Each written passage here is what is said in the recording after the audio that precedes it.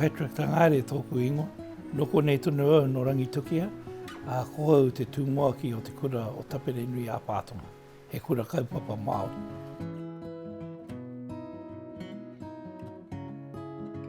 He mea nui rā te hangarau I roto I tēnei ao. I nāia nei. Ki te kore ngā tamariki e ako ngā ahuatanga e pāna ki te hangarau, ka no tō muri mai. Ka rau pirangi kia noho kuare rātou pēnei I au nei ngā mahi. Kua kai te tamariki tonu au, ka rau I whai wāhi ki te ako ngā mahi hangarau. Hoi nora, ko ngā tamariki o nāine, he tere rātou ki te hopu ngā akoranga e pāna ki te hangarau ki ngā mahi rorohiko. And koe rataku hia, kia mau ia rātou ngā akoranga e pāna ki tēnā.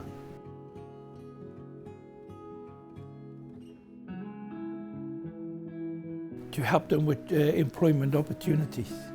I mean, there's broadcasting, there's IT technicians, or there's all sorts of job opportunities. Ngā mahi katoa I nāne me mua koe ki te pakamahi ngā hangarau.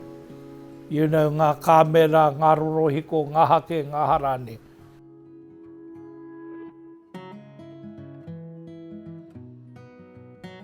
Perhaps not wanting to leave home could be one, because sometimes if there's no opportunities where you are, you have to go and look for them.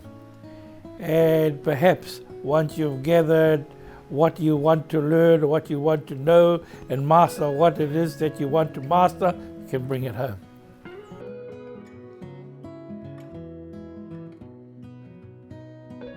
Karau moho o mena e hāngai tēnei whakautu ki tō pātai.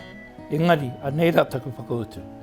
The saying is, in order to know where you're going, you have to know where you're coming from. So a very important thing for me regarding this technology is to record our history. I want the children to record our history so that we don't lose it. And I hope that our children now can gather what we've got left to retain it in the future.